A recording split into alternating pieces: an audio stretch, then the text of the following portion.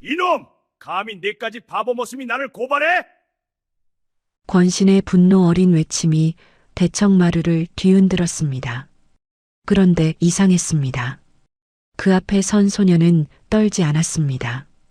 오히려 천천히 품속에 손을 넣었습니다. 대체 5년간 바보 머슴으로 살아온 이 소녀는 누구였을까요? 월화야담의 이야기가 계속될 수 있도록 구독과 좋아요로 응원의 마음을 보태주세요. 자, 그럼 오늘도 감동적인 옛날 이야기 지금 바로 시작합니다. 옛날 옛적 한양 도성 안에 최판서라는 사람이 살았습니다. 정승의 자리에서 물러난 지 오래되었으나 권세는 여전했습니다. 99칸 기와집에 하인만 50여 명. 곳간에는 쌀과 비단이 넘쳐 흘렀고 대문 앞에는 날마다 청탁꾼들이 줄을 섰습니다. 마당 한가운데는 수백 년 묵은 느티나무 한 그루가 서 있었는데 최 판서는 그 아래에서 매일 아침 하인들을 불러 세웠습니다. 오늘도 내 명을 어기는 자는 없겠지? 하인들은 고개를 조아렸습니다. 아무도 감히 눈을 들지 못했습니다. 그런데 그 한양 도성에서 조금 떨어진 곳, 마포 나루 근처의 허름한 골목에 한 소년이 살고 있었습니다. 이름은 이준서, 나이는 12살, 몸에 걸친 것이라곤 때가 꼬질꼬질하게 묻은 삼배 저고리 한 벌이 전부였습니다. 얼굴은 흙이 묻어 알아보기 어려웠으나 자세히 들여다보면 눈썹은 먹으로 그린 듯 진하고 눈동자는 가을 하늘처럼 맑았습니다. 허나 아는 사람은 아무도 없었습니다. 그저 마포 나루거지 아이. 남들은 그를 바보 준서라 불렀습니다. 준서야, 거기 뭐 하는 거야? 나루터 떡장수 할멈이 소리쳤습니다. 준서는 강물을 멍하니 바라보고 있었습니다. 그냥요. 그냥 보고 있어요. 얼른 가서 짐이나 날라. 그래야 밥 주지. 네, 알겠어요. 준서는 느릿느릿 일어났습니다. 그러다 발을 헛디뎌 넘어지는 척했습니다. 주변 사람들이 킬킬 웃었습니다. 쯧쯧, 저 바보 녀석? 준서는 아무 말도 하지 않았습니다. 그저 씩 웃으며 짐을 들었습니다.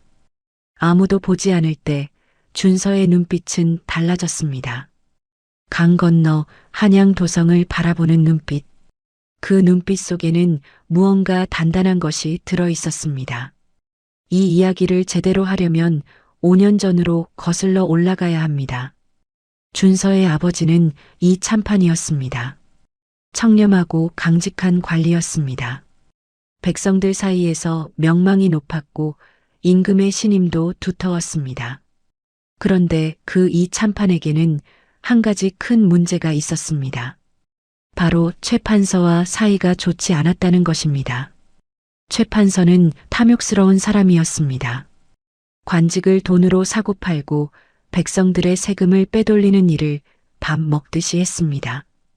이 참판은 이를 보다 못해 임금께 상소를 올렸습니다. 전하, 최 판서의 비리를 낱낱이 고하옵니다. 그 상소가 이 참판의 목숨을 빼앗았습니다. 최 판서는 발 빠르게 움직였습니다. 자신의 신복들을 통해 이 참판에게 영모의 누명을 씌웠습니다. 증거를 조작했고 증인을 매수했습니다.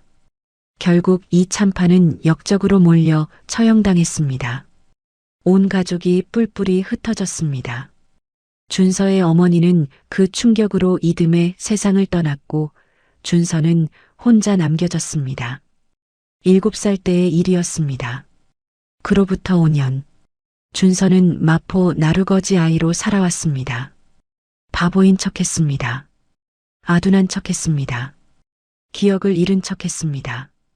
하지만 준서의 머릿속은 한 번도 멈춘 적이 없었습니다. 아버지가 처형당하던 날 밤 준서는 아버지의 서재에서 한 묶음의 문서를 들고 달아났습니다.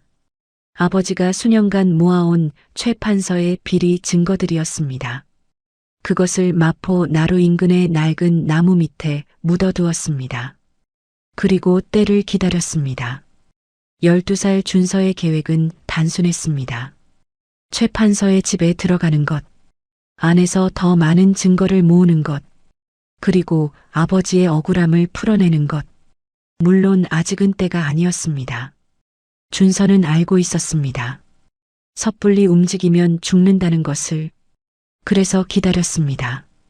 강물을 바라보며 느릿느릿짐을 나르며 바보인 척하며. 그해 겨울 어느 날이었습니다. 마포나루에 눈이 내렸습니다.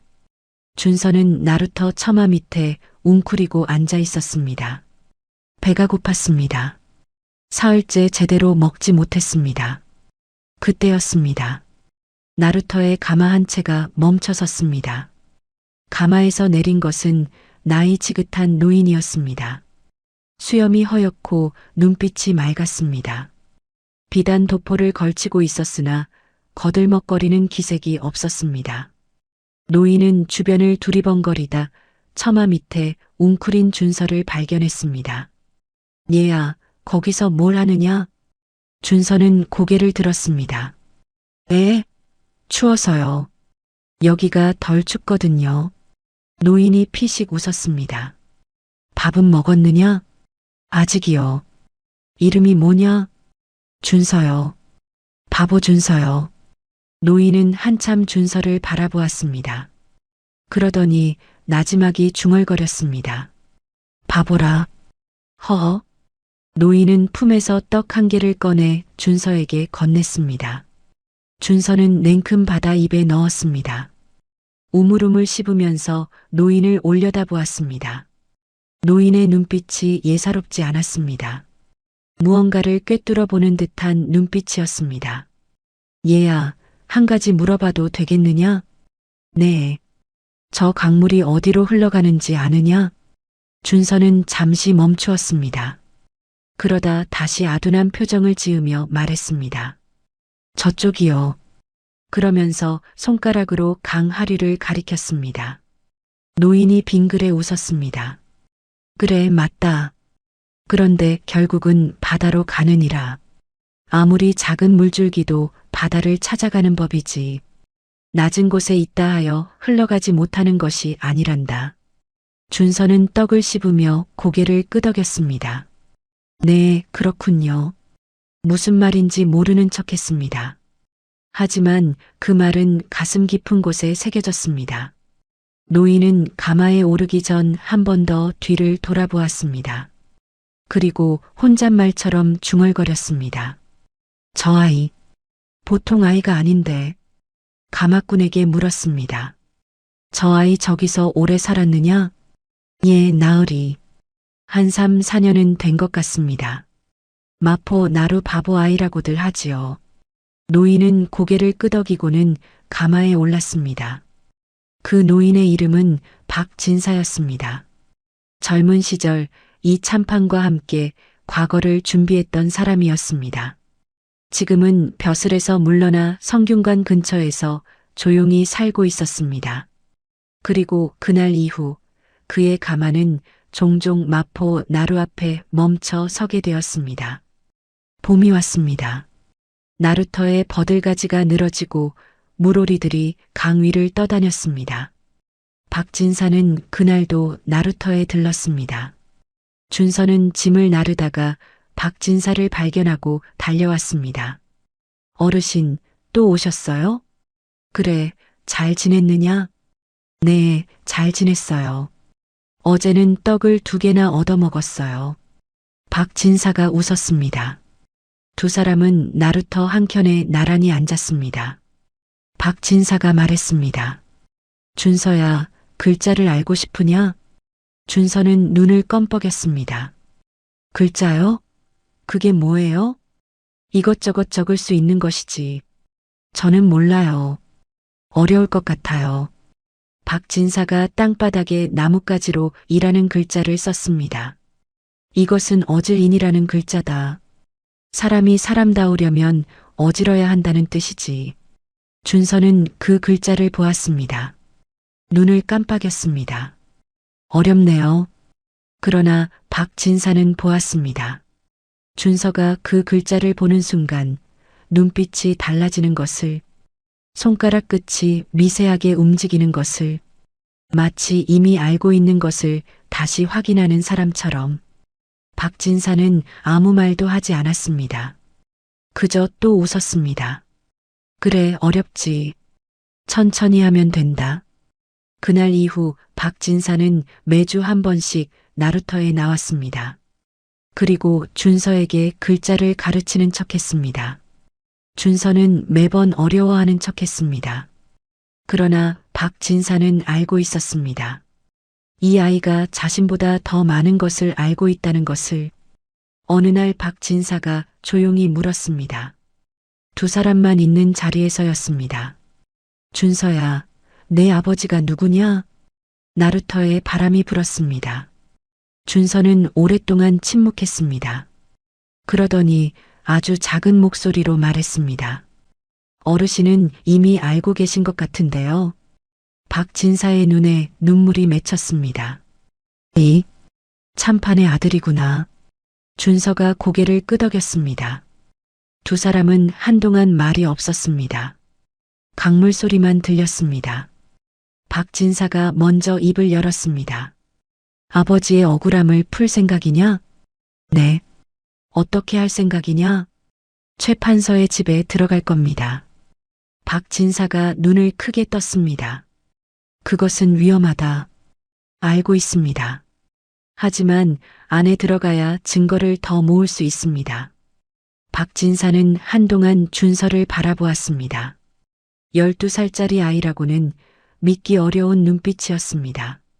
차갑지도 뜨겁지도 않은 그저 단단한 눈빛이었습니다. 준서야. 네. 낮은 곳에 있다 하여 흘러가지 못하는 것이 아니라고 했지. 기억합니다. 허나 물이 바다에 닿으려면 오랜 시간이 걸리느니라. 서두르면 엉뚱한 곳으로 흘러가는 법이다. 준서가 고개를 끄덕였습니다. 그래서 기다렸습니다. 5년 동안요. 박진사는 긴 한숨을 내쉬었습니다. 그리고 말했습니다. 내가 도와주겠다. 그러나 준서는 고개를 저었습니다. 어르신, 위험합니다. 저와 엮이면 어르신도 다칩니다. 나는 이미 늙었다. 두려울 것이 없어? 그래도 안 됩니다. 저 혼자 할 수 있습니다. 혼자라고?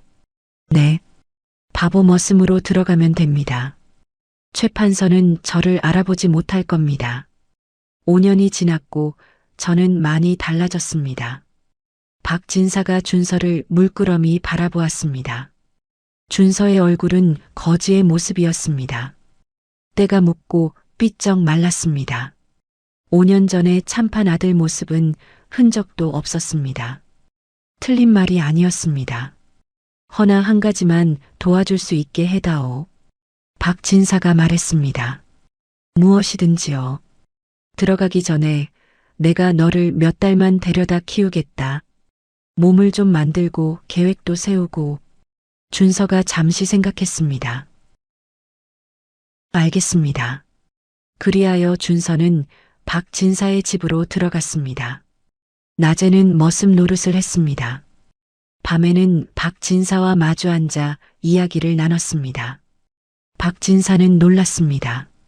준서가 이미 사서삼경을 줄줄 외고 있었기 때문입니다. 이것을 언제 배웠느냐? 아버지가 가르쳐 주셨습니다. 6살 때요. 6살에? 네. 그리고 혼자서도 계속 읽었습니다. 나루터에서 집 나르면서 틈틈이요. 박진사는 말을 잃었습니다. 나루터에서 짐을 나르면서 사서삼경을 읽었다는 것이 믿기지 않았습니다.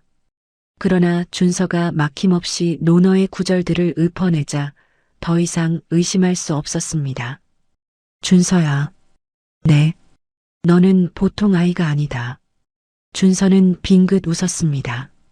어르신도 보통 어른이 아니세요. 박진사가 껄껄 웃었습니다.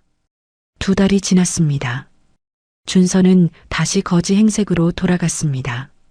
때를 잔뜩 묻히고 머리를 헝클었습니다. 발에 집신도 신지 않았습니다. 그리고 최 판서의 집 앞에 나타났습니다. 최 판서의 집 대문 앞이었습니다. 준서는 대문을 두드렸습니다. 문지기 하인이 나왔습니다. 이놈, 여기가 어디라고 감히 문을 두드리느냐? 저기요, 저 여기서 일하면 안 돼요? 밥만 주면 뭐든지 할 수 있어요. 뭘 할 수 있다고? 짐도 나르고 마당도 쓸고 뭐든지요. 저 힘세요. 문지기가 준서를 위아래로 훑어보았습니다. 빼빼 마른 거지 아이였습니다. 꺼져라, 이놈아. 문이 쾅 닫혔습니다. 준서는 물러서지 않았습니다. 다음 날도 왔습니다. 그 다음 날도 왔습니다. 사흘 동안 대문 앞에서 밥만 주면 일하겠다고 졸랐습니다. 사흘째 되던 날, 최 판서의 집 안살림을 맡은 청지기 영감이 나왔습니다. 이놈이 또 왔네. 이름이 뭐냐? 준서요. 바보 준서요. 바보 준서? 허, 이름도 웃기네. 뭘 할 줄 알아? 집 나르고 마당 쓸고 불 떼고 다 해요. 글자는 아느냐? 네? 글자요? 그게 뭐예요? 청지기 영감이 코웃음을 쳤습니다. 쓸모없겠네. 아니에요. 밥만 주면 뭐든 해요. 진짜요. 청지기 영감이 한참 생각하더니 말했습니다. 들어와라.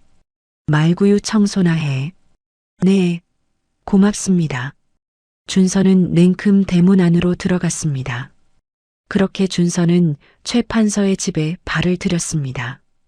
최 판서의 집은 넓었습니다. 안채와 사랑채, 행랑채와 별채까지 합치면 방이 수십 개였습니다. 하인만 50여 명. 그 중에서 준서는 가장 하찮은 일을 맡았습니다. 말구유 청소, 마당 쓸기, 빨래 짜기, 장작 패기. 하인들은 준서를 깔보았습니다. 바보 준서, 이것도 못해? 저 녀석은 왜 데려온 거야? 밥만 축내네. 진짜 바보인가 봐. 말도 제대로 못하고.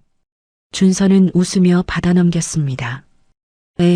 저 바보 맞아요. 그냥 시키는 것만 할게요. 최 판서의 눈에 준서가 들어온 것은 들어온 지 사흘째 되던 날이었습니다. 최 판서가 사랑채 마루에서 담뱃대를 물고 있는데 마당을 쓸던 준서가 빗자루를 거꾸로 들고 있었습니다. 이놈아, 빗자루를 왜 거꾸로 드느냐? 이게 거꾸로예요? 주변 하인들이 웃음을 터뜨렸습니다. 최 판서도 피식 웃었습니다. 어디서 주워온 바보냐? 마포 나루에서 왔습니다. 됐다, 가서 일이나 해. 네. 최 판서는 더 이상 관심을 갖지 않았습니다. 그저 마당에 바보 머슴 하나. 그 이상도 이하도 아니었습니다. 준서는 그것을 노렸습니다. 눈에 띄지 않는 것, 기억되지 않는 것. 그것이 가장 강력한 무기였습니다. 최 판서의 집에서 한 달이 지났습니다. 준서는 조금씩 집안의 구조를 파악했습니다. 어디에 무엇이 있는지, 누가 어떤 방을 쓰는지, 언제 어디에 사람이 없는지. 최 판서의 신복은 3명이었습니다. 첫째는 김별감이었습니다. 관직에서 물러난 뒤에도 최 판서의 집을 드나들며 온갖 심부름을 하는 자였습니다. 눈빛이 음침하고 말이 적었습니다. 둘째는 박서방이었습니다. 최 판서의 바깥일을 도맡아 하는 자로 뇌물을 전달하고 협박 편지를 돌리는 일을 했습니다. 셋째는 최 판서의 서자 최 도련님이었습니다. 나이는 17, 아버지를 닮아 탐욕스럽고 잔인했습니다. 준서는 이 세 사람을 관찰했습니다. 언제 만나고 무슨 이야기를 하는지, 무엇을 두려워하는지, 무엇을 숨기는지. 그러던 어느 날이었습니다. 준서가 별채 뒤편에서 장작을 패고 있을 때였습니다. 담장 너머에서 나지막한 목소리가 들렸습니다. 이번 과거 시험, 문제지 빼돌리는 것은 됐느냐? 최 판서의 목소리였습니다. 예, 나으리. 이미 손을 써뒀습니다. 김별감의 목소리였습니다. 그리고 호남 지역 세금 장부권은 박서방이 처리하고 있습니다. 이번 달 안에 끝날 것입니다. 준서는 장작을 패면서 귀를 쫑긋 세웠습니다.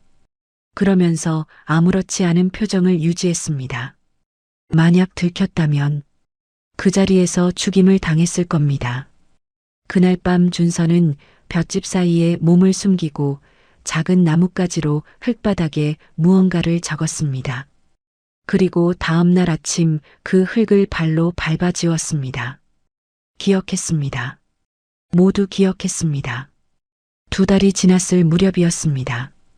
최 도련님이 준서를 불렀습니다. 야, 바보 준서. 네, 도련님. 내가 서찰을 써야 하는데 손가락이 아프다.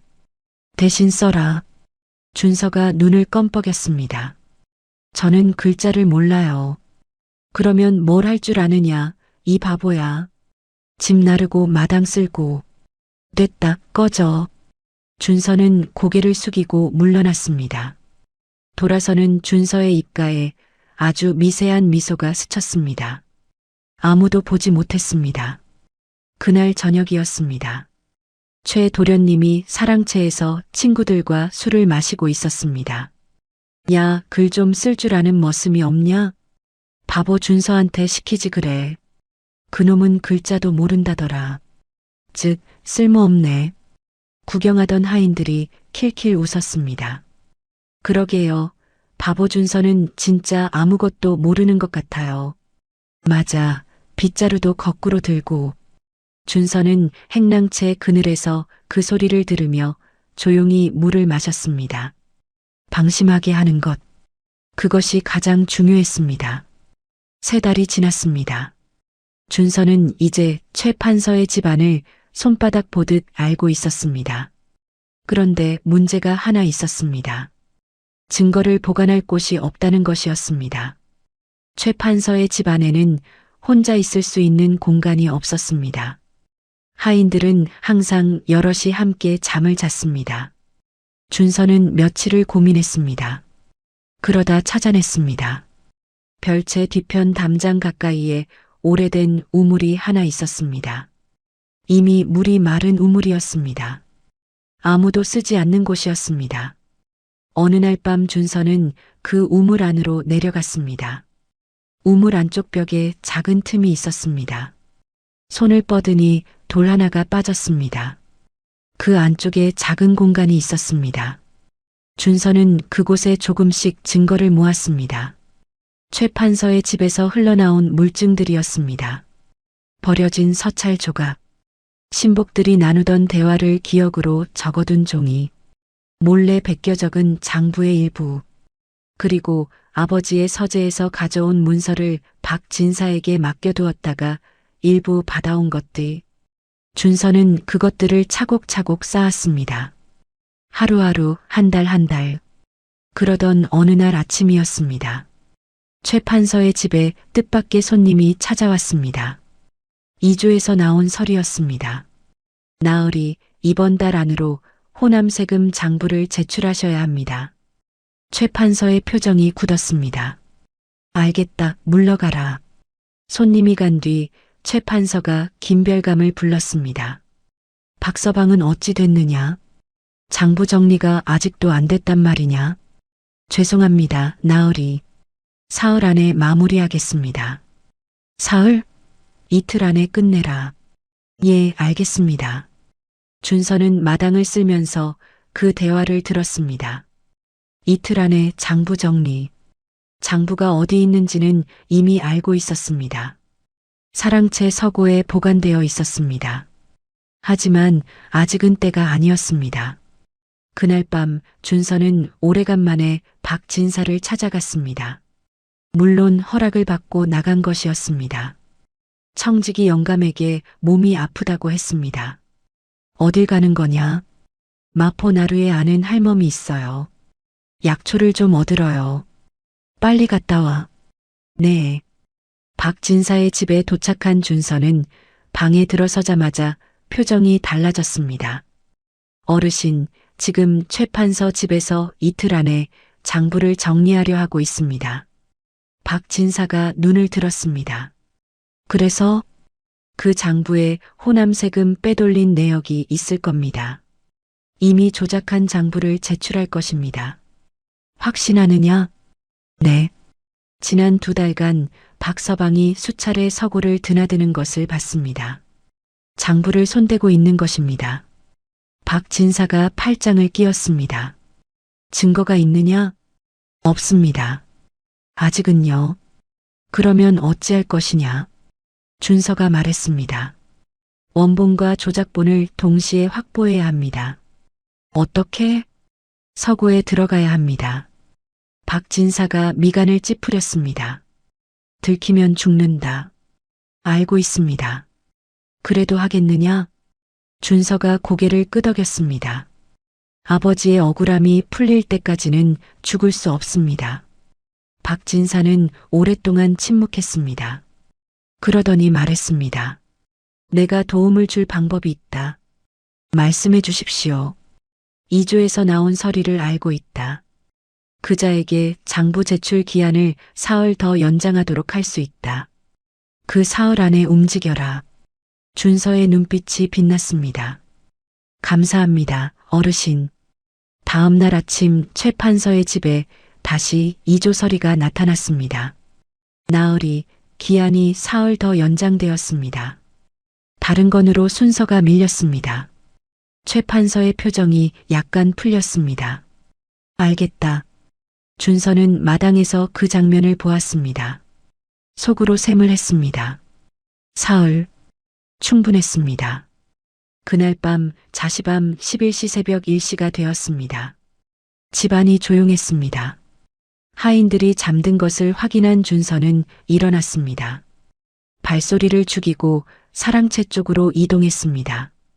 달이 구름에 가려 어두운 밤이었습니다. 서구 앞에 도착했습니다. 자물쇠가 걸려 있었습니다. 준서는 품에서 작은 쇠붙이를 꺼냈습니다. 박 진사에게 얻어온 것이었습니다. 자물쇠를 조심스럽게 열었습니다. 서구 안으로 들어갔습니다. 어두웠습니다. 손으로 더듬어가며 장부들을 찾았습니다. 호남 계면현 세금 장부라는 글자가 적힌 것을 찾았습니다. 준서는 그것을 펼쳐 핵심 부분을 기억으로 읽어냈습니다. 그리고 그 옆에 있던 이미 조작을 마친 장부도 확인했습니다. 숫자가 달랐습니다. 원본에는 3,000석이라 적혀 있었습니다. 조작본에는 2,000석이라 적혀 있었습니다. 1,000석이 사라졌습니다. 준서는 원본 장부의 가장 중요한 페이지 한 장을 조심스럽게 접었습니다. 그리고 품에 넣었습니다. 서구를 빠져나왔습니다. 자물쇠를 다시 잠갔습니다. 행랑채로 돌아와 볏짚 위에 누웠습니다. 심장이 세차게 뛰었습니다. 그리고 생각했습니다. 아버지, 조금만 더 기다려 주십시오. 그로부터 2달이 더 지났습니다. 준서가 최 판서의 집에 들어온 지 어느덧 5달이 되었습니다. 그동안 모은 것들이 꽤 쌓였습니다. 우물 안 비밀 공간에는 이제 종이 묶음이 2다발이나 되었습니다. 과거 시험 문제지 유출 관련 서찰 조각, 관직 매매에 관한 약정서 사본, 호남 세금 장부 핵심 페이지, 그리고 5년 전 아버지에게 뒤집어 씌운 영모 사건과 관련된 단서들. 하지만 아직 부족했습니다. 가장 중요한 것, 즉 5년 전 영모 사건이 조작이었다는 직접적인 증거가 없었습니다. 그것을 찾아야 했습니다. 준서는 관찰했습니다. 최 판서가 특별히 조심하는 것이 무엇인지, 가장 믿는 신복이 누구인지, 어디를 자주 드나드는지, 그러다 알아챘습니다. 최 판서에게는 안채 깊숙한 곳에 작은 방 하나가 있었습니다. 다른 하인들은 들어가지 못하는 방이었습니다. 최 판서 본인만 열쇠를 가지고 있었습니다. 그 방에 무언가가 있는 것이 분명했습니다. 그의 가을이었습니다. 최 판서의 집에 잔치가 벌어졌습니다. 최 판서의 생신이었습니다. 한양 곳곳에서 손님들이 왔습니다. 관리들, 상인들, 권세 있는 집안 사람들. 집안이 떠들썩했습니다. 하인들도 정신이 없었습니다. 준서는 그 틈을 노렸습니다. 잔칫날 최 판서는 항상 사랑채에서 손님을 접대했습니다. 안채에는 최 판서가 들어오지 않았습니다. 그 작은 방에 접근할 기회였습니다. 준서는 술상을 나르는 척하며 안채로 향했습니다. 하인들이 바빠서 아무도 신경 쓰지 않았습니다.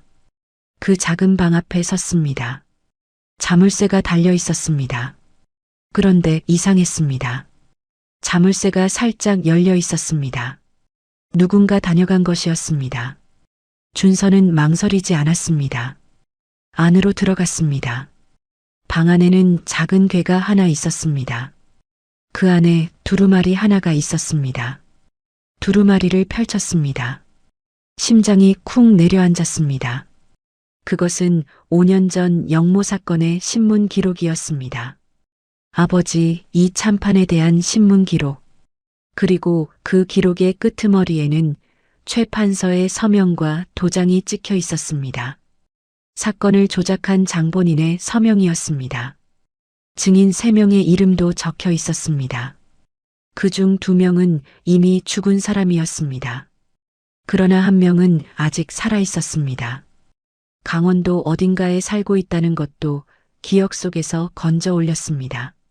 아버지의 서재에서 가져온 문서에 그 이름이 있었습니다. 준서는 두루마리를 다시 원래대로 말았습니다. 궤 안에 넣었습니다. 방에서 나왔습니다. 대신 준서의 머릿속에는 그 내용이 또렷이 새겨졌습니다. 글자 하나 틀리지 않고 잔치가 끝나고 집안이 조용해졌습니다. 준서는 우물 안으로 내려가 그 내용을 작은 종이에 적었습니다. 손이 떨렸습니다. 아버지의 이름이 적힌 신문 기록, 그 조작의 흔적. 준서는 종이를 접어 다른 증거들 사이에 끼워 넣었습니다. 그리고 한참을 그 자리에 앉아 있었습니다. 아버지의 얼굴이 떠올랐습니다. 어릴 때 서재에서 무릎 위에 앉혀 논어를 읽어주던 모습. 준서야, 사람의 가치는 태어남이 아니라 살아감에 있느니라. 그 말이 귓가에 울렸습니다. 눈물이 흘렀습니다. 그러나 소리는 내지 않았습니다. 눈물을 손등으로 닦았습니다. 그리고 다시 일어났습니다. 아직 끝나지 않았습니다. 증인 1명을 더 확보해야 했습니다. 겨울이 왔습니다. 최 판서의 집 마당에 눈이 쌓였습니다. 준서는 그 눈을 쓸었습니다.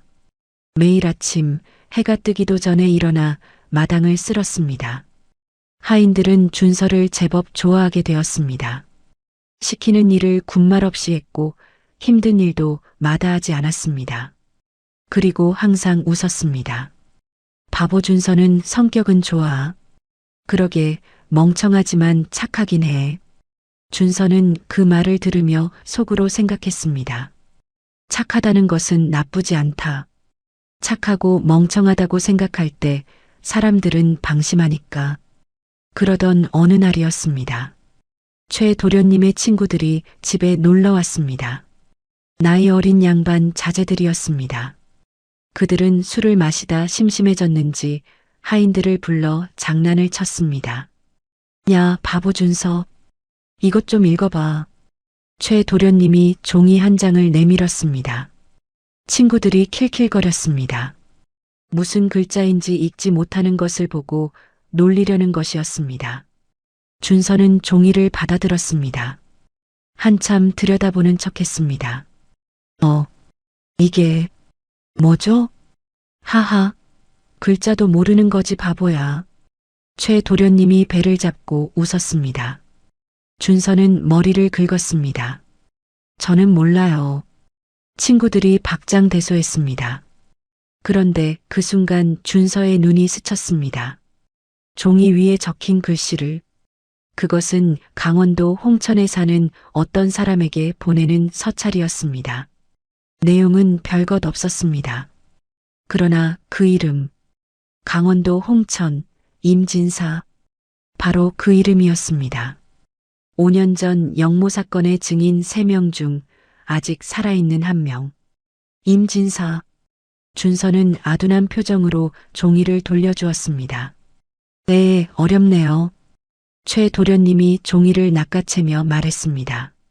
꺼져라, 이 바보야.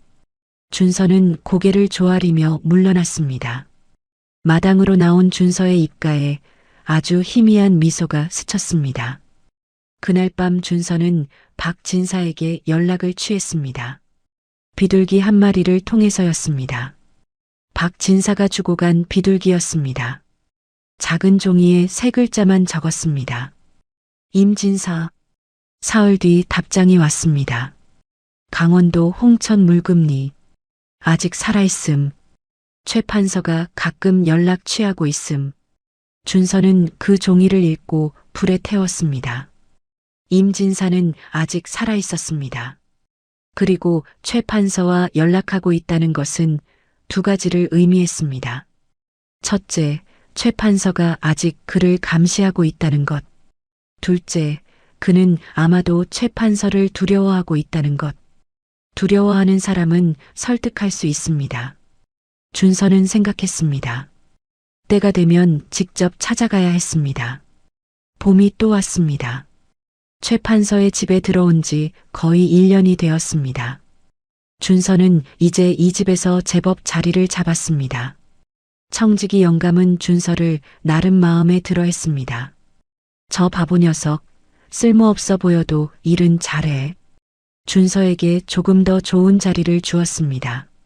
마당 쓸기에서 사랑채 심부름으로 올라간 것이었습니다. 사랑채 심부름. 그것은 큰 기회였습니다. 사랑채에는 최 판서와 신복들이 모여 대화를 나누는 일이 잦았습니다. 준서는 귀를 열었습니다. 차를 나르고 술상을 올리며 아무것도 듣지 못하는 척하며 모든 것을 들었습니다. 그러던 어느 날이었습니다. 최 판서가 김별감, 박서방과 함께 이야기를 나누고 있었습니다. 준서는 차를 들고 사랑채 앞에 섰습니다. 안에서 목소리가 들려왔습니다. 올 가을 과거 시험, 이번엔 더 크게 해야지. 예, 나으리. 이번엔 수십 명은 될 겁니다. 돈 받은 자들 명단은 따로 관리해라. 나중에 써먹어야 하니까. 예, 알겠습니다. 준서는 차를 들고 들어갔습니다.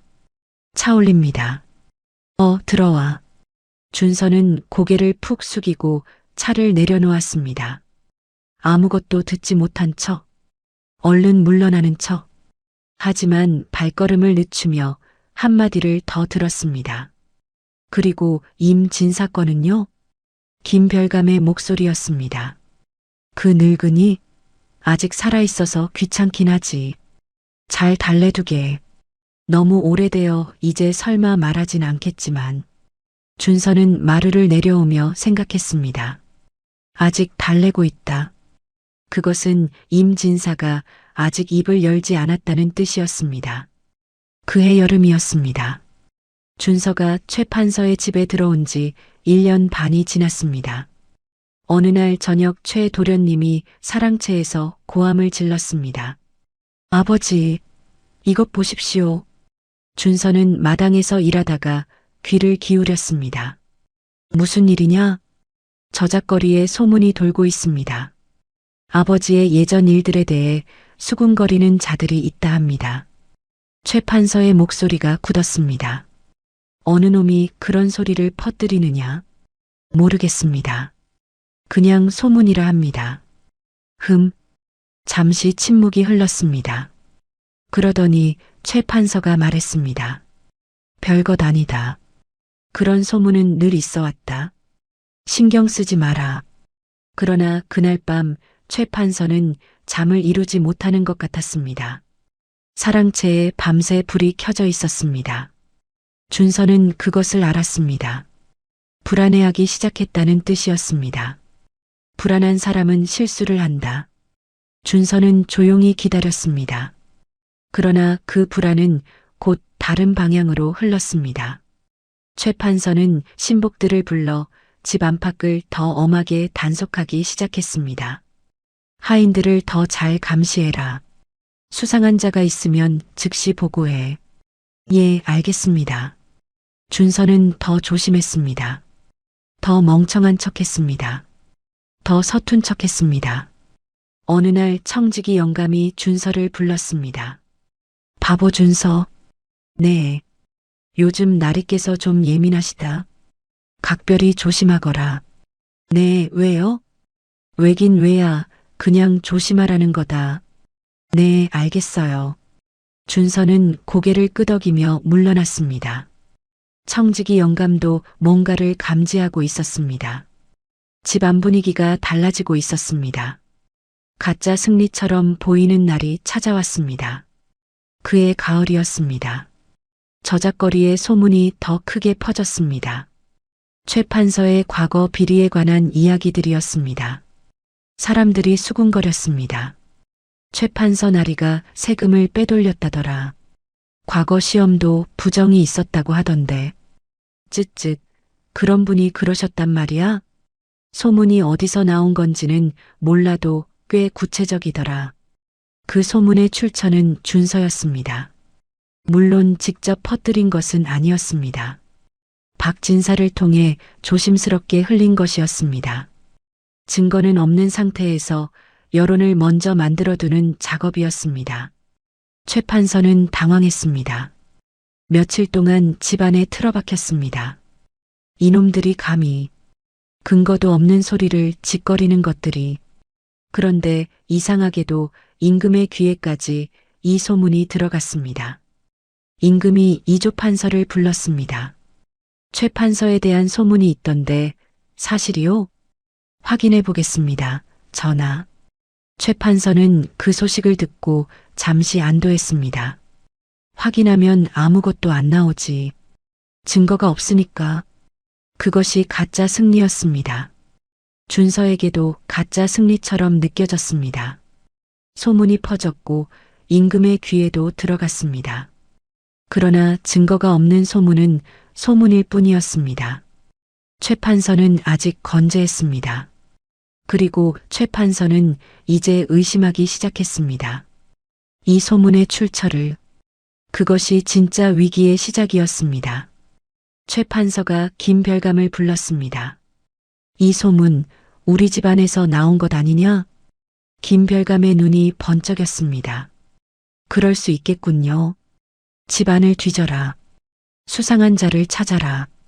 김별감이 하인들을 하나하나 불러 조사하기 시작했습니다. 어디서 왔는지, 누구를 알고 있는지, 밖에 자주 나가지는 않는지. 준서 차례가 왔습니다. 바보 준서, 너는 어디서 왔느냐? 마포 나루요. 부모는? 없어요. 어릴 때부터 거지였어요. 밖에 자주 나가느냐? 가끔요. 몸이 아플 때 약초 얻으러 가요. 어디서 얻느냐? 마포 나루 할멈한테요. 김별감이 준서를 위아래로 훑어보았습니다. 준서는 멍한 표정으로 서 있었습니다. 손을 배 앞에 모으고 눈을 껌뻑였습니다. 됐다 가라. 준서가 물러나는 것을 보며 김별감이 혼잣말했습니다. 저 바보가 뭘 알겠어.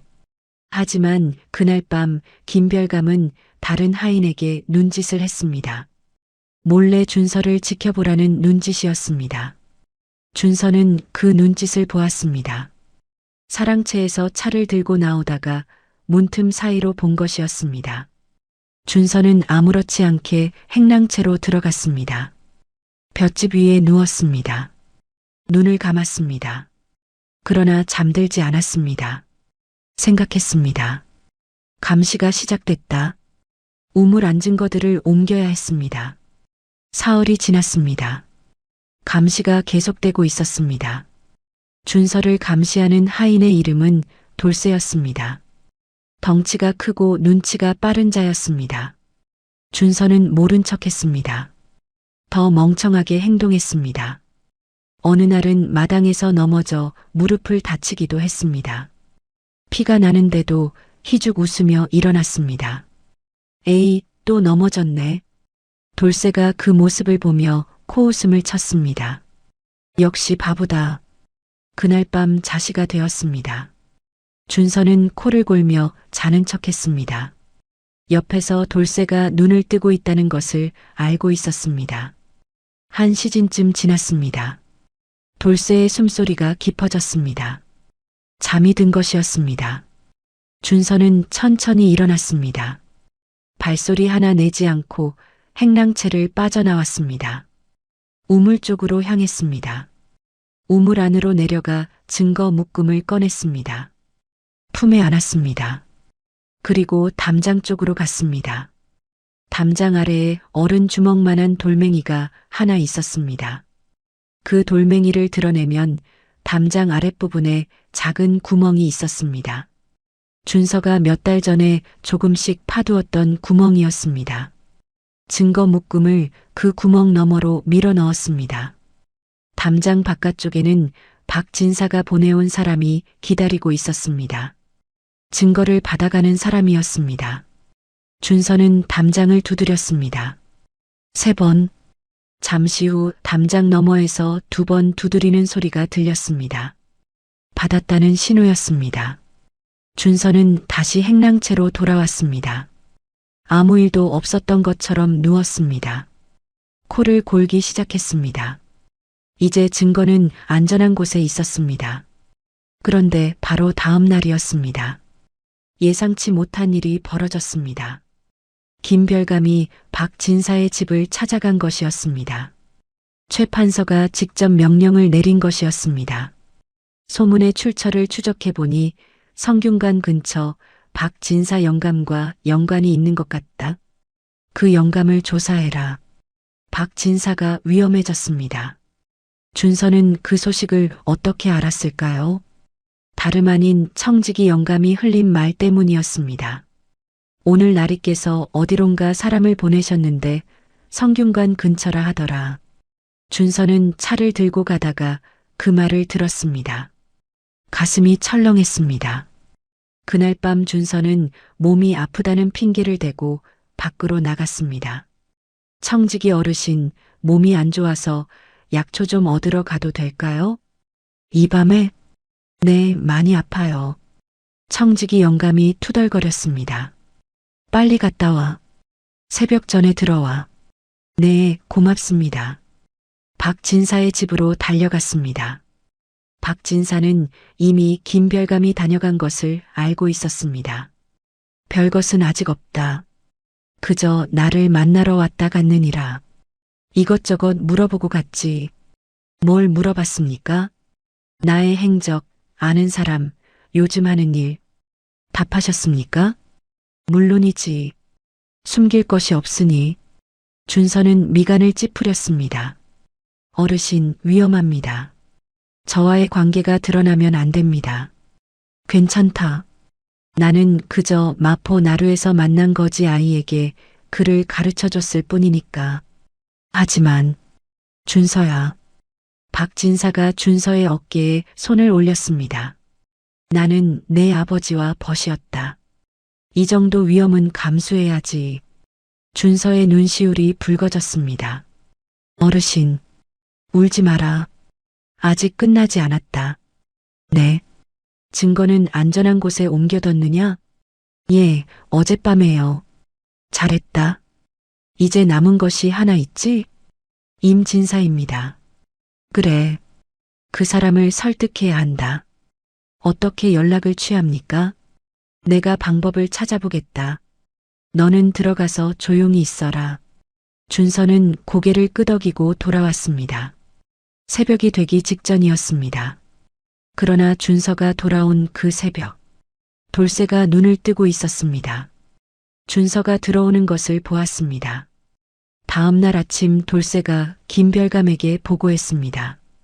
바보 준서가 어젯밤에 밖에 나갔다 들어왔습니다. 그래. 청지기 영감에게 허락을 받고 나갔다 하나 새벽에야 들어왔습니다. 김별감의 눈이 가늘어졌습니다. 바보 녀석이 그럴 능력이 있겠어? 모르겠습니다. 그저 보고 드리는 것입니다. 알겠다. 좀 더 지켜봐라. 준서는 그날 아침 마당을 쓸다가 돌쇠와 김별감이 나누는 대화를 가까이서 들을 수 없었습니다. 그러나 돌쇠의 눈빛이 달라진 것을 느꼈습니다. 아까까지만 해도 아무렇게나 대하던 눈빛이었는데 이제 준서를 볼 때 뭔가 재는 듯한 눈빛이 섞여 있었습니다. 준서는 더 멍청하게 행동했습니다. 빗자루로 쓸다가 발에 걸려 넘어지기도 했습니다. 돌멩이에 걸려 물통을 엎기도 했습니다. 에이, 또 그랬네. 미안해요, 미안해요. 돌쇠가 그 모습을 보며 다시 긴장을 풀었습니다. 역시 그냥 바보다. 하지만 준서는 알고 있었습니다. 아슬아슬했다는 것을, 이제 더 조심해야 한다는 것을, 그리고 서둘러야 한다는 것도 그달 말이었습니다. 박진사로부터 연락이 왔습니다. 비둘기 편이었습니다. 임진사, 접촉 가능. 하지만 매우 두려워하고 있음. 직접 설득 필요. 준서는 그 종이를 읽고 불에 태웠습니다. 직접 설득. 그것은 강원도 홍천까지 가야 한다는 뜻이었습니다. 최 판서의 집을 며칠 동안 비워야 했습니다. 준서는 청지기 영감에게 말했습니다. 어르신, 제가 이번에 한 일주일 정도 나가도 되겠습니까? 무슨 일이냐? 마포 나루 할멈이 편찮으신 것 같아서요. 보살펴 드리러요. 청지기 영감이 못마땅한 표정을 지었습니다. 일주일이나? 그동안 내 몫일은 누가 하느냐? 죄송합니다. 다른 사람들한테 제 몫까지 해달라고 하고 가겠습니다.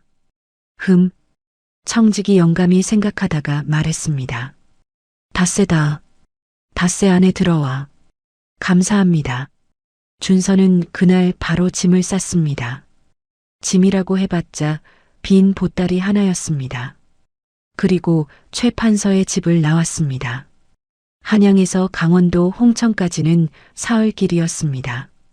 준서는 걸었습니다. 산을 넘고 강을 건너며 봄비가 내리는 길을 걸으며 홍천 물금리에 도착한 것은 사흘 뒤 저녁이었습니다. 임진사의 집은 물금리 언덕 위에 있었습니다. 오래된 초가집이었습니다. 한때는 꽤 반듯했을 것 같은 집이었으나 지금은 낡고 허름했습니다. 대문도 삐걱거렸습니다. 준서가 대문을 두드렸습니다. 계십니까? 한참 후에 문이 열렸습니다.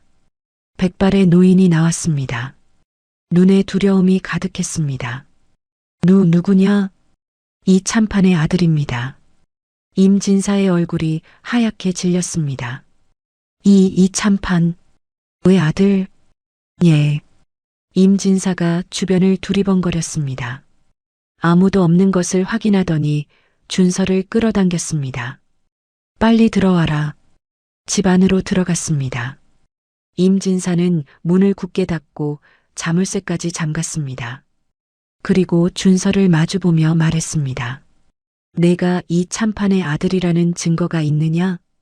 준서는 품에서 작은 패 하나를 꺼냈습니다. 옥으로 만든 패였습니다. 그 위에 이자가 새겨져 있었습니다. 아버지가 어릴 때 준서에게 준 것이었습니다. 임진사가 그것을 보는 순간 손이 떨렸습니다. 이것은 이 참판 대감이, 예. 긴 침묵이 흘렀습니다. 임진사가 눈을 감았습니다. 나는 오랫동안 이날이 올 것이 두려웠다. 알고 있습니다. 내 아버지는 억울했다. 나는 알고 있었다. 하지만 나는 겁이 났다. 최 판서가 두려웠다. 그래서 거짓 증언을 했다. 나는 죄인이다.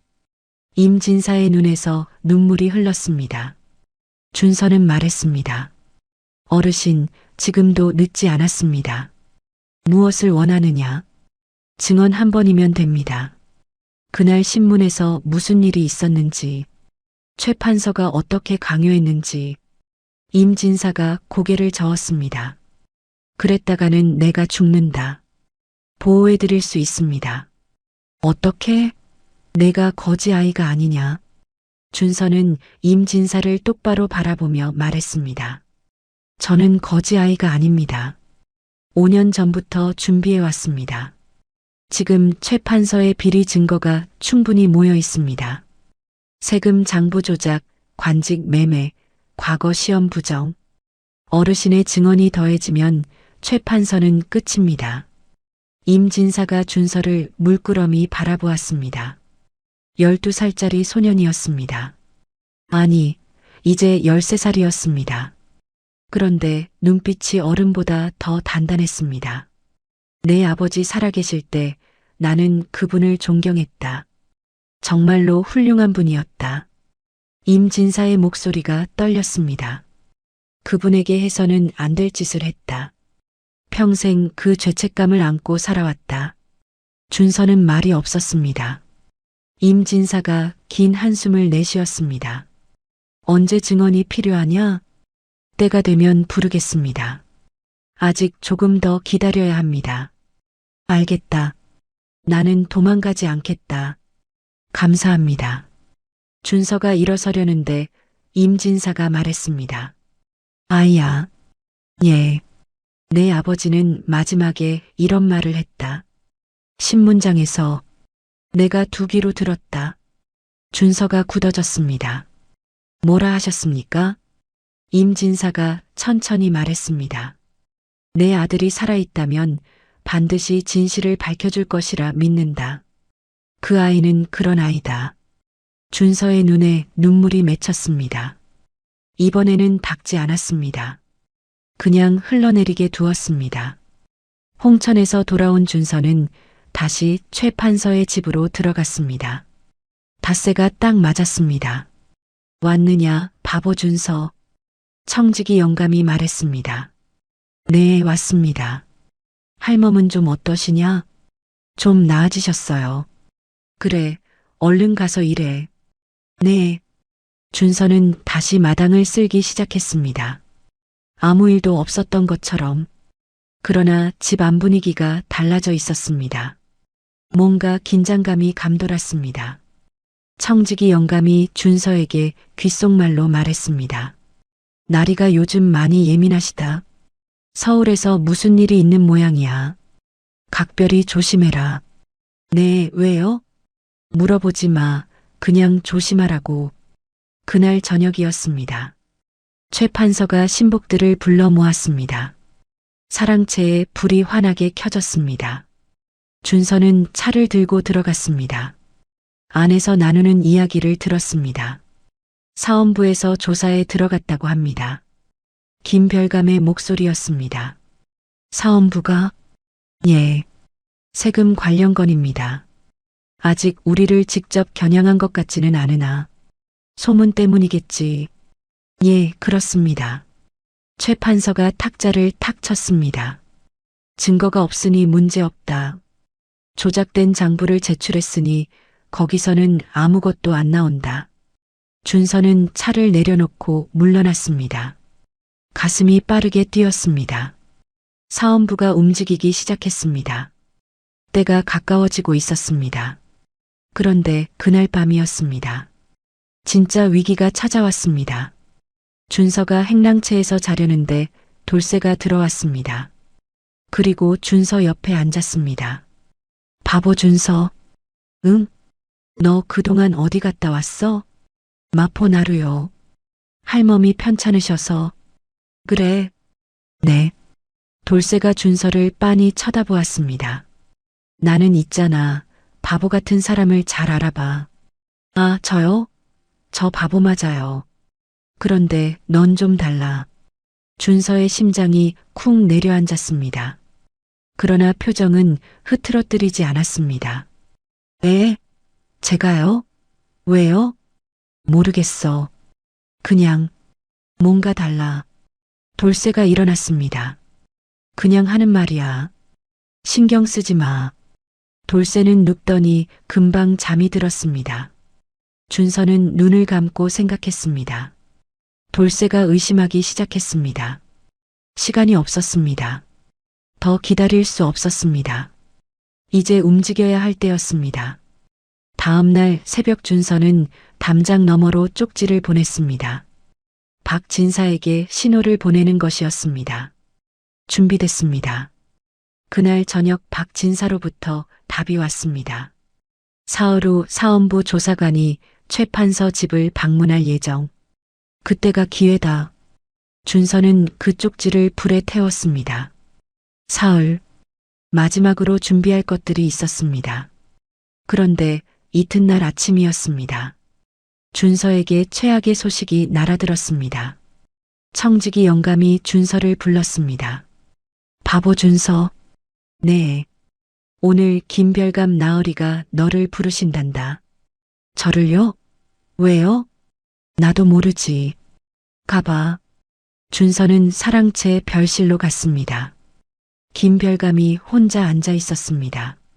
눈빛이 평소와 달랐습니다. 차갑고 날카로웠습니다. 앉아라. 준서가 앉았습니다. 준서야. 예. 내가 홍천에 다녀온 것은 알고 있다. 준서의 등이 서늘해졌습니다. 그러나 표정은 유지했습니다. 마포나루예요. 저는요. 마포나루가 홍천에 있느냐? 네. 김별감이 종이 한 장을 꺼냈습니다. 우리가 보낸 사람이 홍천까지 내 뒤를 밟았다. 임진사를 만났지? 준서는 순간 머릿속이 하얘졌습니다. 그러나 이 순간을 위해 5년을 준비해 왔습니다. 준서는 눈을 껌뻑였습니다. 임진사요? 그게 누구예요? 계속 시치미를 떼면 좋지 않을 것이다. 저는 마포 나루 할멈한테 갔다가요. 거기서 그냥 이것저것 걸어 다닌 거예요. 홍천이요? 홍천이 어디예요? 김별감의 눈이 가늘어졌습니다. 준서는 최대한 멍청한 표정을 유지했습니다. 저는 바보잖아요. 어디서 어디까지가 홍천인지도 모르는데요. 김별감이 한참 준서를 노려보았습니다. 그래, 나가라. 준서가 물러나오며 문을 닫는 순간 들었습니다. 김별감이 혼자 중얼거리는 소리를. 저 녀석. 진짜 바보인지 아닌지 확인해 봐야겠군. 준서는 마당으로 나와 빗자루를 들었습니다. 손이 떨렸습니다. 빗자루 자루를 꽉 쥐었습니다. 들켰습니다. 완전히 들킨 것은 아니었지만 반쯤은 들켰습니다. 이제 더 이상 바보 연기만으로는 버틸 수 없었습니다. 그날 저녁이었습니다. 준서는 우물가에 혼자 앉았습니다. 이미 비어있는 우물이었습니다. 증거들은 이미 옮겨놓은 상태였습니다. 준서는 하늘을 올려다보았습니다. 별이 총총했습니다. 모든 것을 잃는 느낌이 들었습니다. 잡히면 끝이었습니다. 바보 머스마이가 권신의 집을 기웃거렸다는 것, 증거 같은 것을 모았다는 것, 그것만으로도 최판서는 준서를 죽일 것이었습니다. 아직 사헌부 조사관이 오려면 사흘이나 남았습니다. 그 사흘을 버텨야 했습니다. 박진사는 어떻게 됐을까? 임진사는 안전할까? 혼자서 너무 많은 것을 짊어지고 있었습니다. 눈물이 흘렀습니다. 아버지, 저 지금 많이 힘듭니다. 어떻게 해야 합니까? 준서는 눈물을 닦았습니다. 그리고 생각했습니다. 그때 문득 떠오른 것이 있었습니다. 처음 박진사를 만났던 날, 마포 나루처마 밑이었습니다. 박진사가 했던 말, 낮은 곳에 있다 하여 흘러가지 못하는 것이 아니란다. 물이 바다에 닿으려면 오랜 시간이 걸리느니라. 서두르면 엉뚱한 곳으로 흘러가는 법이다. 그리고 아버지의 말도 떠올랐습니다. 사람의 가치는 태어남이 아니라 살아감에 있느니라. 준서는 눈을 감았습니다. 그래, 흘러가지 못하는 것이 아니다. 나는 지금 바다를 향해 흘러가고 있다. 서두르지 않으면 된다. 서두르지만 않으면. 준서의 눈이 번쩍 뜨였습니다. 한 가지 생각이 떠올랐습니다. 바보 연기가 반쯤 들켰다면 오히려 그것을 이용할 수 있었습니다. 준서는 다음 날 아침 일찍 청직이 영감을 찾아갔습니다. 어르신, 제가 어제 김별감 나으리한테 불려갔다가 많이 혼났어요. 청지기 영감이 고개를 들었습니다. 그래서 무서워서 어젯밤에 잠도 못 잤어요. 저 이 집에서 쫓겨나는 거 아닌가요? 뭐라고 하시던? 홍천이 어디냐고 하시던데요. 저는 홍천이 어딘지도 모르는데. 청지기 영감이 피식 웃었습니다. 그래, 너 같은 바보가 홍천을 알겠냐. 준서가 눈물을 글썽였습니다. 저 쫓겨나면 어디 가요? 다시 거지 되는 거잖아요. 밥도 못 먹는 거잖아요. 걱정 마라. 내가 뭘 알겠어, 바보가. 청지기 영감은 투덜거리며 돌아섰습니다.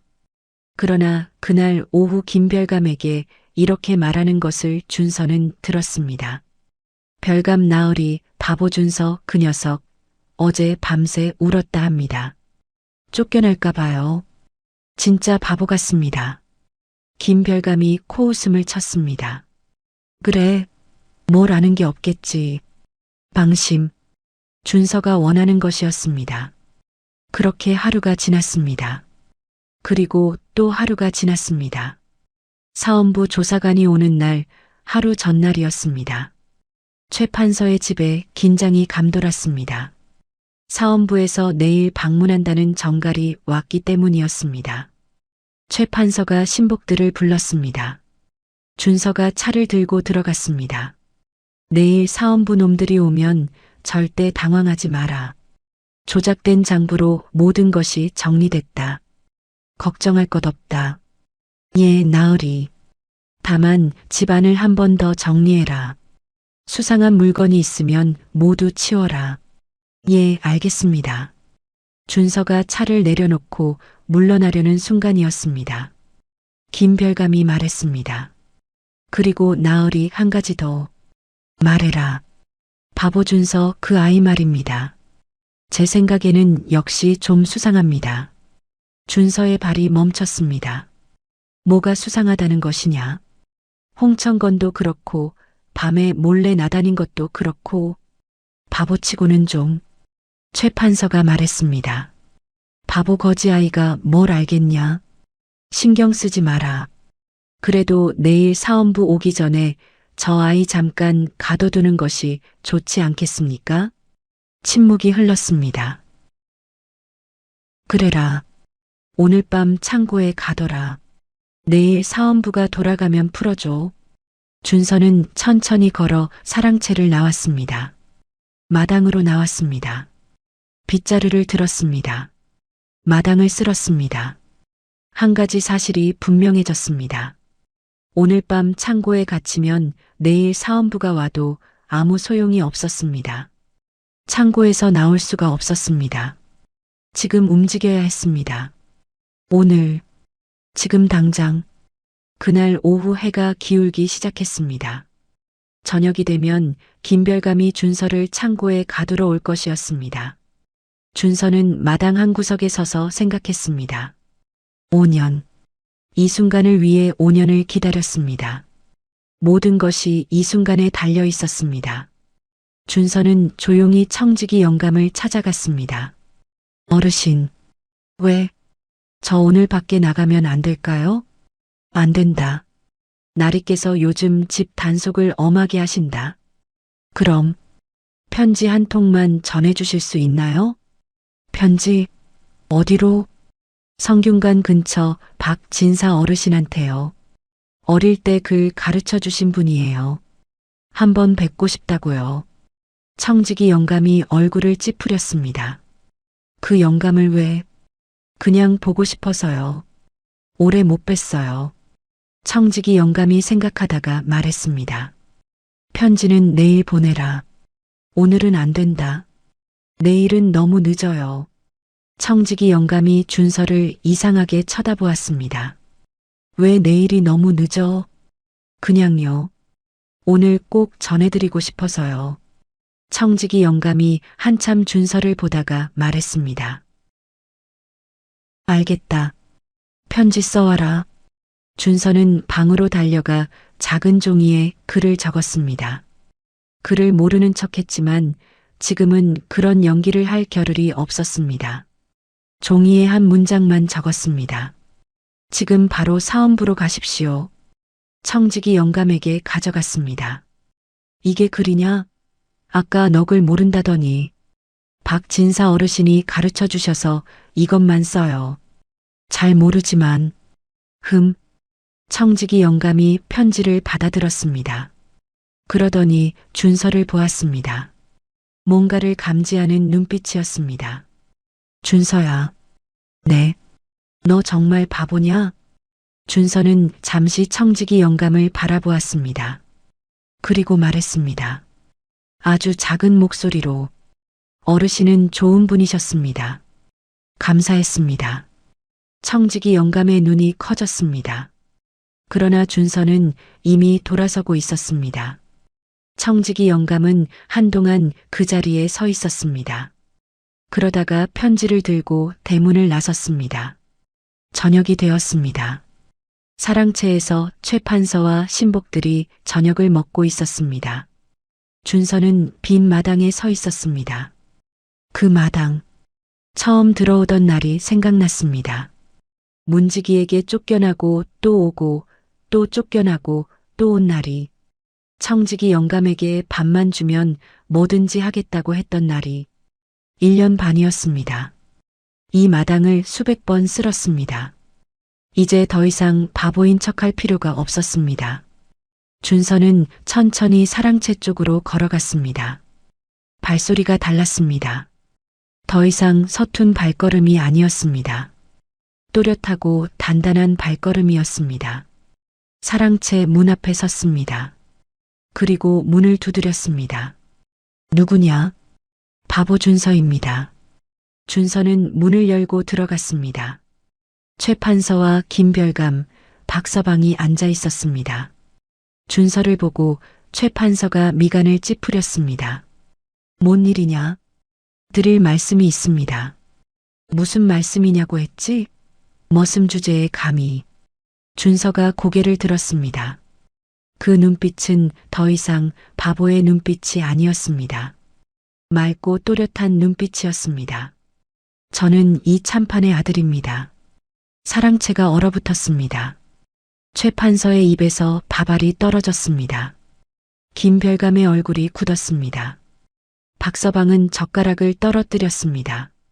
그리고 최 판서가 소리쳤습니다. 이놈, 감히 내까짓 바보 머슴이 나를 고발해. 준서는 흔들리지 않았습니다. 그리고 천천히 품속에 손을 넣었습니다. 나으리, 소인이 여기 다 모아뒀습니다. 품에서 꺼낸 것은 두꺼운 종이 묶음이었습니다. 사원부 조사관에게 넘길 증거의 목록 사본이었습니다. 원본은 이미 박진사를 통해 사원부로 가고 있었습니다.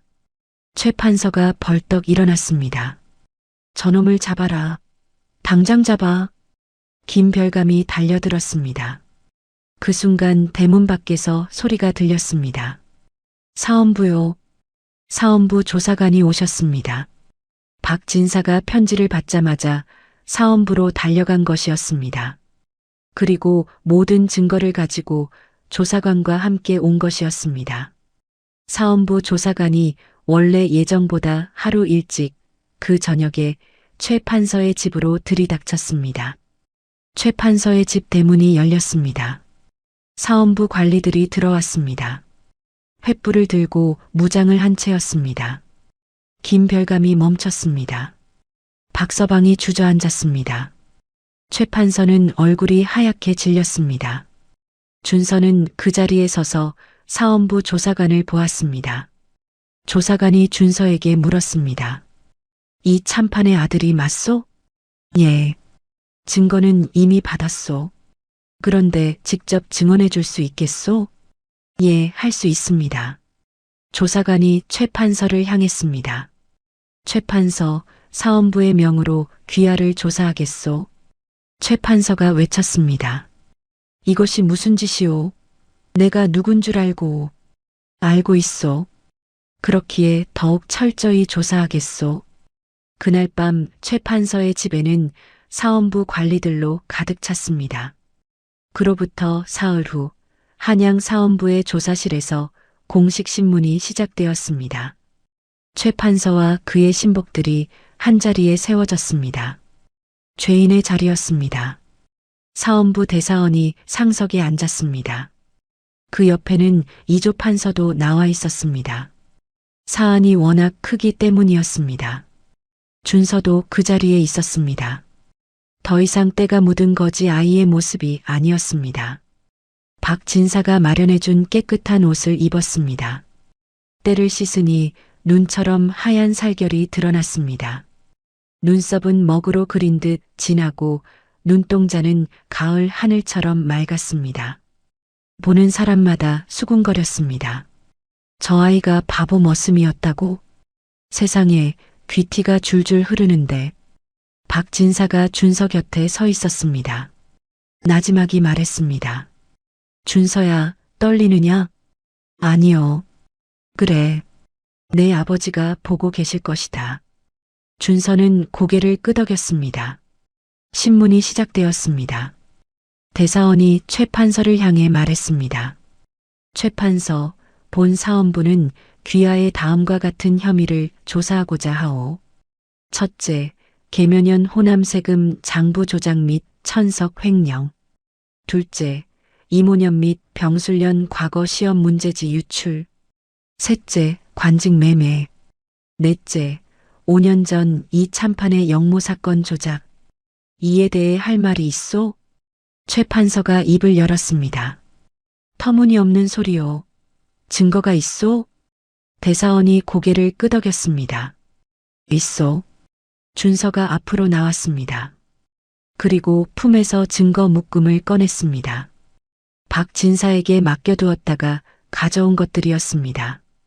이것은 호남 계면연 세금 원본 장부의 핵심 페이지입니다. 나으리의 서고에서 제가 직접 확인한 것으로 조작된 장부에는 2,000석이라 적혀 있으나 원본에는 3,000석이 적혀 있습니다. 1,000석이 사라진 것입니다. 최 판서가 소리쳤습니다. 저놈이 직접 서고에 들어갔다고? 도둑놈이잖소. 저놈의 말을 믿을 수 없소. 준서가 말을 이었습니다. 이것은 과거 시험 문제지 유출과 관련한 서찰 조각입니다. 나으리의 신복 박서방의 필체로 작성된 것입니다. 필체 대조를 해보시면 됩니다. 박서방의 얼굴이 노랗게 변했습니다. 그리고 이것은 관직 매매 약정서 사본입니다. 원본은 따로 보관되어 있으며 박 진사 어르신을 통해 추가로 제출할 수 있습니다. 대사원이 고개를 끄덕이며 증거들을 받았습니다. 그리고 마지막으로 준서의 목소리가 잠시 흔들렸습니다. 그러다가 다시 단단해졌습니다. 5년 전 제 아버지 이 참판에 대한 영모 사건입니다. 최 판서가 준서를 노려보았습니다. 저 아이 미쳤소? 5년 전 사건은 이미 결론이 난 것이오. 준서가 말했습니다. 당시 신문에 사용된 증거와 증인의 진술이 조작되었습니다. 이를 증명할 수 있는 증인이 여기 있습니다. 문이 열렸습니다. 임 진사가 들어왔습니다. 백발의 노인이었습니다. 다리가 떨렸지만 걸음을 멈추지 않았습니다. 임 진사가 자리에 앉았습니다. 대사원이 물었습니다. 귀하가 5년 전 이 참판의 신문에 증인으로 나선 임 진사요? 예, 그렇습니다. 당시 진술이 사실이었소? 임 진사가 눈을 감았습니다. 깊은 한숨을 내쉬었습니다. 그리고 말했습니다. 아니었습니다. 사원부 조사실에 정적이 흘렀습니다. 저는 최 판서로부터 협박을 받았습니다. 거짓 증언을 하지 않으면 저와 제 가족을 해치겠다고 했습니다. 두려움에 이 참판 대감이 역모를 꾸몄다고 거짓 증언을 했습니다. 이 참판 대감은 역모를 꾸민 적이 없습니다. 결백한 분이셨습니다. 저는 죄인입니다. 임 진사의 눈에서 눈물이 흘렀습니다. 최 판서가 소리쳤습니다. 저 영감이 지금 무슨 소리를 하는 거요? 저자가 미쳤소? 5년 전 사건은 대사원이 최 판서를 제지했습니다. 최 판서, 잠시 조용히 하시오. 신문은 계속되었습니다. 김별감이 다음에 세워졌습니다. 처음에는 모르쇠로 버텼습니다. 저는 나으리의 심부름을 했을 뿐입니다. 자세한 것은 모릅니다. 그러나 준서가 꺼낸 서찰 조각들이 하나하나 제시되자 얼굴이 변하기 시작했습니다. 이것은 25년 과거 문제지를 누구에게 넘겼는지 기록한 명단입니다. 귀하의 이름도 있습니다. 김별감이 말을 잃었습니다. 박서방은 더 빨리 무너졌습니다.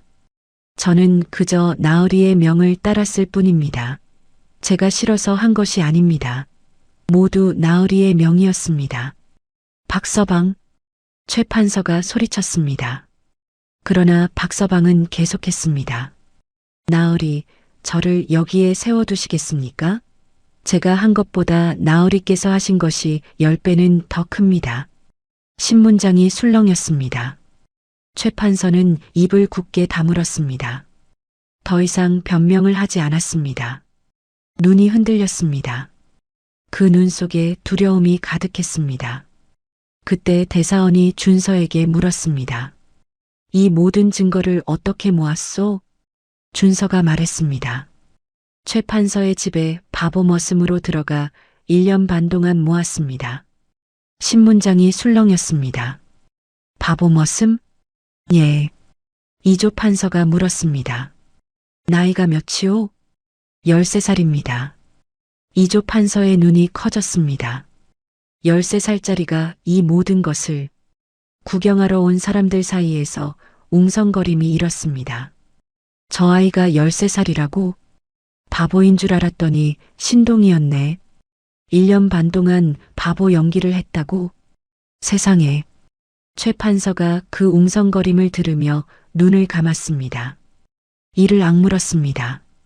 그 입술에서 아주 작은 소리가 흘러나왔습니다. 멍청한 줄 알았기에 살려뒀더니 결국 이렇게 되는구나. 신문이 끝났습니다.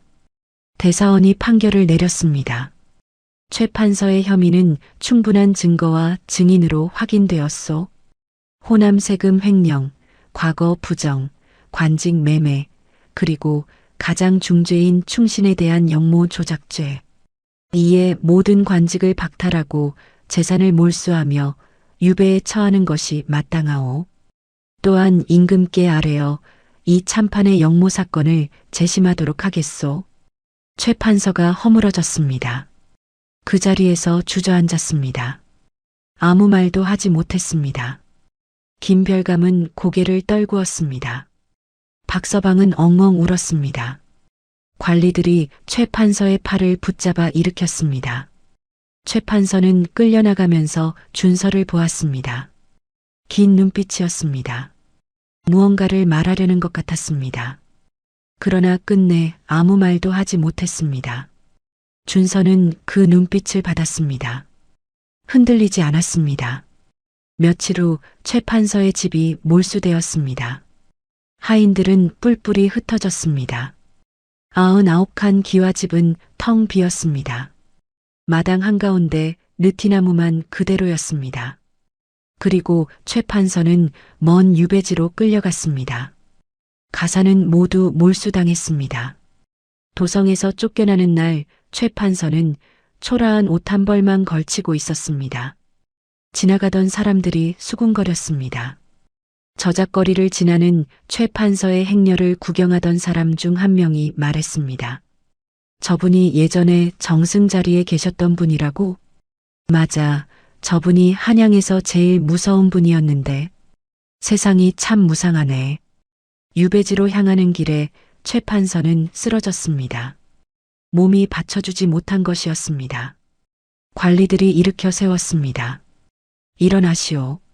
최 판서가 힘겹게 일어났습니다. 탐욕에 눈이 멀어 생명을 해치려던 자의 비참한 말로였습니다. 그로부터 2달 후였습니다. 임금께서 이 참판의 영모 사건을 재심하라는 명을 내렸습니다. 재심은 열흘간 진행되었습니다.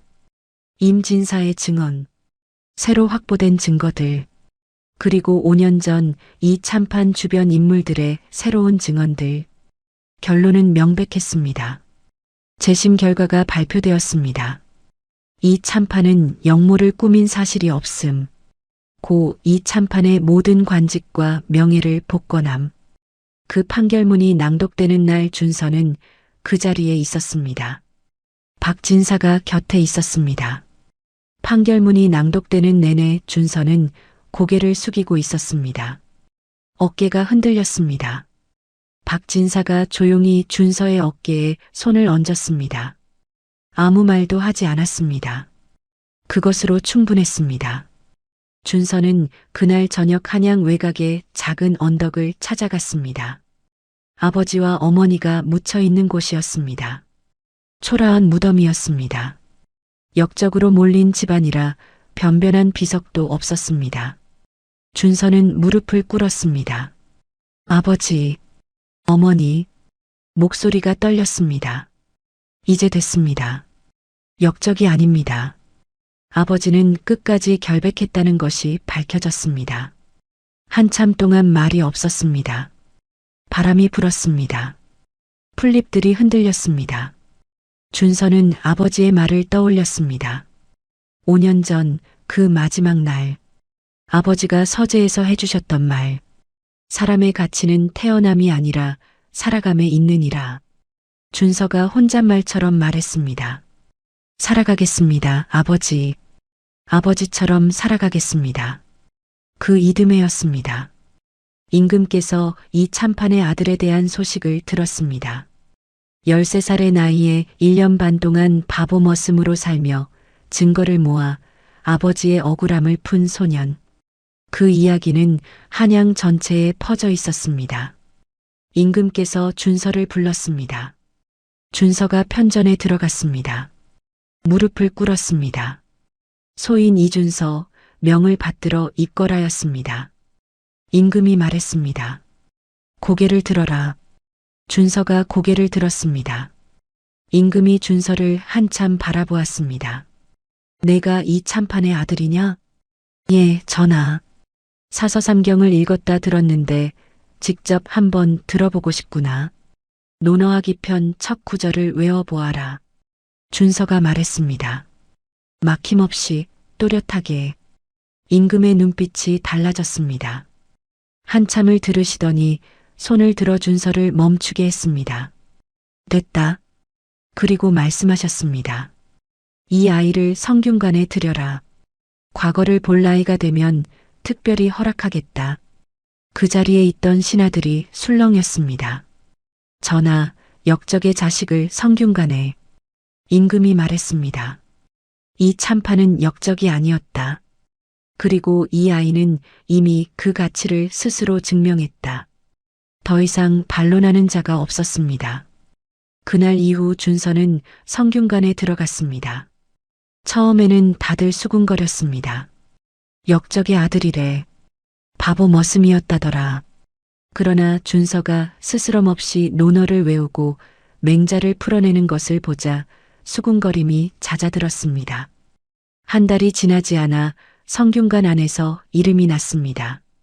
이준서, 그 아이는 보통이 아니야. 어린 나이에 이미 사서삼경이 몸에 밴 것 같더라. 박진사가 성균관 앞에서 준서를 기다리던 날이 있었습니다. 준서가 나오자 박진사가 물었습니다. 어떠냐? 좋습니다. 힘들지는 않느냐? 아니요. 준서가 웃었습니다. 마포나루에서 짐을 나르며 웃던 그 웃음이 아니었습니다. 훨씬 더 환하고 맑은 웃음이었습니다. 박진사가 웃으며 말했습니다. 내 아버지도 저 웃음이었다. 세월이 흘렀습니다. 어느덧 6년이 지났습니다. 한양에서 열린 과거 시험에서 이준서가 장원 급제했습니다. 나이 19이었습니다. 과거 시험장에서 이름이 불렸습니다. 장원 이준서. 그 자리에 박진사가 와 있었습니다. 눈물을 닦으며 웃었습니다. 이준서는 임금 앞에 무릎을 꿇었습니다. 임금이 말씀하셨습니다. 이 참판의 아들이 장원이로구나. 예, 전하. 무엇을 하고 싶으냐? 백성을 위한 벼슬을 하고 싶습니다. 아버지처럼. 임금이 고개를 끄덕이셨습니다. 그리하여라. 이준서는 그날 벼슬길에 올랐습니다. 마포나루에서 짐을 나르던 거지 아이. 바보머슴으로 1년 반을 버틴 소년. 아버지의 억울함을 풀기 위해 혼자서 5년을 준비한 아이. 그 아이가 당당한 벼슬아치로 서 있었습니다. 훗날 이준서는 청렴하고 강직한 관리로 이름을 날렸습니다. 아버지와 꼭 닮은 모습으로. 백성들은 이 대감이 지나가면 허리를 굽히며 말했습니다. 저분이 이 참판 대감의 아드님이래. 어쩐지 아버지를 쏙 빼닮으셨어. 한 번은 후배 관리가 물었습니다. 대감, 그 어린 나이에 어떻게 그 오랜 시간을 버티셨습니까? 이준서가 잠시 생각하다가 말했습니다. 낮은 곳에 있다 하여 흘러가지 못하는 것이 아닙니다. 물은 결국 바다를 찾아가는 법이지요. 탐욕을 심으면 배신을 거두고 정직을 심으면 복을 거두는 법입니다. 그리고 사람의 가치는 어디서 태어났느냐가 아니라 어떻게 살아가느냐에 달려 있습니다. 마포나루의 거지 아이 이준서의 이야기는 오늘날까지 그렇게 전해져 내려옵니다. 다음 영상을 빠르게 만나보시려면 좋아요와 구독을 눌러주세요. 지금 화면에 나오는 월화야담에 더 재미있는 영상들도 함께 해주세요. 그럼 모두 행복한 하루 보내세요. 감사합니다.